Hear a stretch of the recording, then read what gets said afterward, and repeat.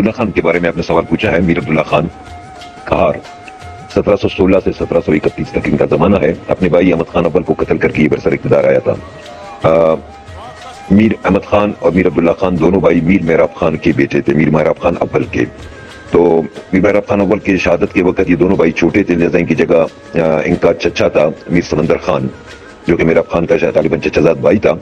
وہ حاکم بن گئے اور انہیں محراب خان نے اپنا نائب مقرر کیا تعلیق کے طور پہ کہ جب احمد خان اول بڑا ہو جائے تو اس کو اقتدار دے دینا.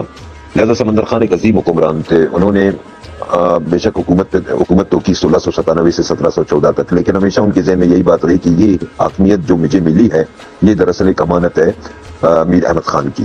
لہذا وہ میر احمد خان کی بڑے ناز و نام سے خود پرورش کرنے لگا اور اسے میل میں ہی رکھا. جبکہ میر عبداللہ خان جو چھوٹا تھا اس کو کم سنی میں ہی وہ اپنے ساتھ مختلف مہمات پہ اور ایڈونچرز کے ساتھ لے جاتا تھا. میر عبداللہ خان ویسے بھی ایک آزاد منش انسان تھا. زیادہ تر وہ استبل میں ہی رہتا تھا گھوڑوں کے ساتھ. گھوڑوں کا اس بڑا شوقین تھا, شکار کا اور مہمات کا. مہم جو انسان تھا وہ شاہی محل میں بہت کم اسٹے کرتا تھا, ہر مہم میں اپنے چچا کے ساتھ ساتھ ہوتا تھا.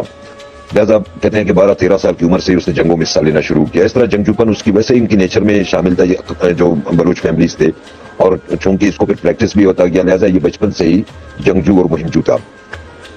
جب 1714 میں میر سمندر خان فوت ہوئے تو انہوں نے وصیت کی مرنے سے پہلے کہ میر احمد خان اس حاکمیت کا حقدار ہے, کیونکہ ان کے والد محترم کی یہی وصیت کیا تھا کہ میر سمندر خان کی ایمانداری دیکھیں کہ انہوں نے میر احمد خان کے تخت کو بچانے کے لیے اپنے بھائی قلندر خان جو کہ تخت کا دعویدار بنا اس کے ساتھ لڑ کر اسے مار ڈالا, لیکن یہ امانت اس نے اپنے پاس رکھی اور یہ امانت اسی طرح اس نے احمد خان کو لوٹا دی.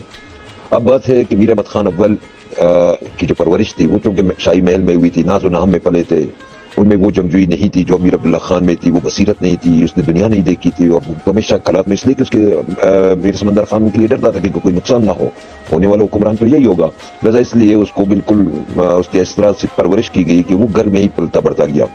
میر عبداللہ خان اسے خوش نہیں تھا. انہوں نے حاکم بنتے ہی میر عبداللہ خان کو کلات سے نکال دیا اور مستنگ بھیج دیا.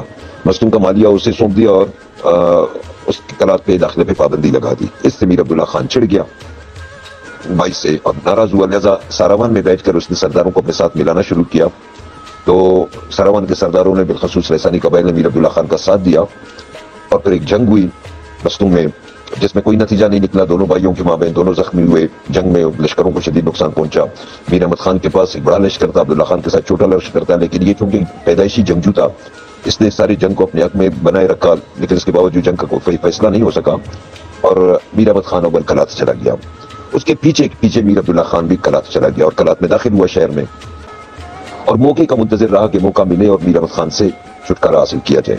اتفاق سے ان دنوں میر احمد خان پہ فالج کا حملہ ہوا تھا, اور وہ جس طرح ہمارے یہاں بلوچی رواج ہے کہ وہ دمبے کی کال میں لپیٹ کر فالج کے مریض کو ایک الگ کمرے میں رکھا جاتا ہے, اسے گرم رکھا جاتا ہے تاکہ اس کی فالج کے اثرات اتر جائیں.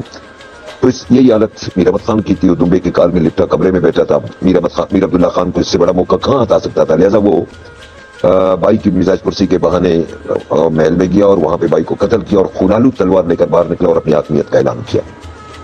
سب نے سر تسلیم خم کیا. اس کے بعد 15 سال انہوں نے حکومت کی. یہ واقعہ 1716 میں پیش آیا. تو ان اپنے اقتدار کے 15 سالوں میں یعنی 1716 سے 1731 تک انہوں نے ڈیرہ غازی خان سے لے کر مغرب میں بندر عباس تک اور قندھار سے لے کر جنوب میں سمندر تک یہ سارا علاقہ فتح کیا. بے شمار جنگیں لڑیں. مورخین لکھتے ہیں کہ بمشکل اس نے 5 سال ہی اپنے مرکز میں گزارے ہوں گے. کل ملا کے 10 سال یا اس سے کچھ زیادہ عرصہ اس نے جنگوں میں گزارا. اس کے جو مخالفین یا دشمن تھے وہ اسے قہار خان کہتے تھے, جس کے دل میں دشمن کے لیے کوئی رحم نہیں تھی. انگریز جو مستشرقین تھے ان کی کتابیں ہیں لکھی ہوئی ہے, وہ اسے عبداللہ دی کنکرر لکھتے ہیں کیونکہ اسے کبھی کسی جنگ میں شکست نہیں ہوئی. وہ خود کو کوئی وقاب کہتا تھا, یعنی پہاڑی وقاب, ایک ایگل تھا جو اڑتا رہتا تھا فضاؤں میں. اس نے اپنے لیے یہ لقب رکھا تھا اور اس کی قوم اسے بلوچوں کا خالد بن ولید کہتے تھے کہ جس طرح حضرت خالد بن ولید کو کوئی شکست نہیں ہوئی ساری زندگی لڑائیوں میں, اسی طرح میر عبداللہ خان کو بھی اپنی کسی بھی جنگ میں شکست نہیں ہوئی. میر عبداللہ خان کی جو بڑی دشمنیاں تھی کلوڑوں اور جو افغانستان کے غلزی تھے ان کے ساتھ تھی. غلزیوں نے ان کے گورنر کو شہید کیا, میر فیروز خان میسانی کو جو کوئٹہ کا گورنر تھا. تو عبداللہ خان نے اس کا بدلہ لینے کے لیے قندھار پہ حملہ کیا اور ہزاروں کی تعداد میں غلزیوں کو قتل کیا, ان کا مال و اسباب لوٹا اور بے شمار دیہاتوں کو جلا کر وہ واپس آیا. اسی طرح کلوڑوں نے اور غلزیوں نے مل کر کوئٹہ پہ حملہ کیا تو یہاں پہ ان کی مشترکہ فوج کو اپنی چھاپہ مار جنگوں سے شکست دی اور دونوں کو الگ الگ بھاگ جانے پر مجبور کیا۔ آخری جو جنگ ان کی ہوئی جن کے بارے میں آپ نے پوچھا ہے، 1731 میں یہ جنگ لڑی گئی تھی کچھی میں جندری ہر کے مقام پر، جندری ہر، جہاں پہ بعد ازاں نصیر خان نے ایک 5 کلومیٹر لمبا باغ لگایا تو اور اس کو اپنے والد محترم کے نام سے جو نا خان سے خان باغ اس کا نام رکھا تھا غالباً۔ تو یہاں پہ جو جنگ ہوئی تھی وہ ظاہر ہے کلوڑوں کے ساتھ ان کی دشمنیاں چل رہی تھی، لہذا کلوڑوں نے یہاں پہ حملہ کیا تو عبداللہ خان ساروان کا مٹھی پر لشکر لے کر جنگ پہ روانہ ہوا اور جالاوان کے لشکر کو فوراً کچھی پہنچنے کا حکم دے دیا۔ جالاوان کے لشکر کا راستہ کافی طویل تھا، اسے یوں مولا سے کراس کر کے کچھی پہنچنا تھا تو یا پھر جوہان کی طرف سے بی بی نانی کی طرف سے آنا پڑتا تھا۔ یہ راستہ لمبا بھی تھا، پہاڑی اور دشوار بھی تھا۔ آج کے جدید دور میں بھی یہاں پہ بمشکل پیدل سفر ہو سکتا ہے، اس زمانے میں تو بہت ہی مشکل تھا۔ میں خود مولک گیا ہوں، آیا ہوں، تو مجھے پتا ہے وہ کتنا دشوار درہ ہے، ماضی کی بات تو اپنی جگہ۔ بہرحال عبداللہ خان جب کچھی پہنچا تو کلوڑوں کا لشکر جنگ کے لیے تیار تھا۔ عبداللہ خان نے بھی آؤ دیکھا نہ تھا، حملہ کر دیا مٹھی بھر سپاہیوں کے ساتھ۔ ابھی جالاوان کا لشکر پہنچا نہیں تھا، عبداللہ خان لڑتا رہا اپنے لشکر کو لے کر۔ اس دوران دشمن کی طرف سے کچھ گولیاں چلی اور کچھ تیر اس کو لگے اور وہ زخمی ہو کر گھوڑے سے زمین پہ گر پڑا، لیکن اس کی لشکر نے ہمت کی اور کلوڑوں پہ ایک شدید حملہ کر کے ان کو مار بگایا۔ کلوڑے میدان چھوڑ کر بھاگے۔ یہ خود سندھ کے مورخین بھی اس بات کا اقرار کرتے ہیں کہ جو ہی کلوڑوں نے عبداللہ خان کو گرتے دیکھا، خوشی سے یا خوف سے وہ بلوچوں کے لشکر کو دیکھ کر بھاگ گئے۔ ابھی تک جالاوان کا لشکر پہنچا نہیں تھا۔ تو اس طرح میر عبداللہ خان 1731 میں جندری ہر کی جنگ میں شہید ہوئے، لیکن شہید ہونے سے پہلے اس کے لشکر نے کلوڑوں کے لشکر کو شکست دی اور میر عبداللہ خان نے اپنی جگہ اپنے بڑے بیٹے میر محمد خان کو، جس کی والدہ کا تعلق آلیانی قبیلے سے تھا لسبیلا کے، اپنی جگہ پہ حکمران نامزد کیا اور اس دنیا سے چل بس سے شہید ہو گئے۔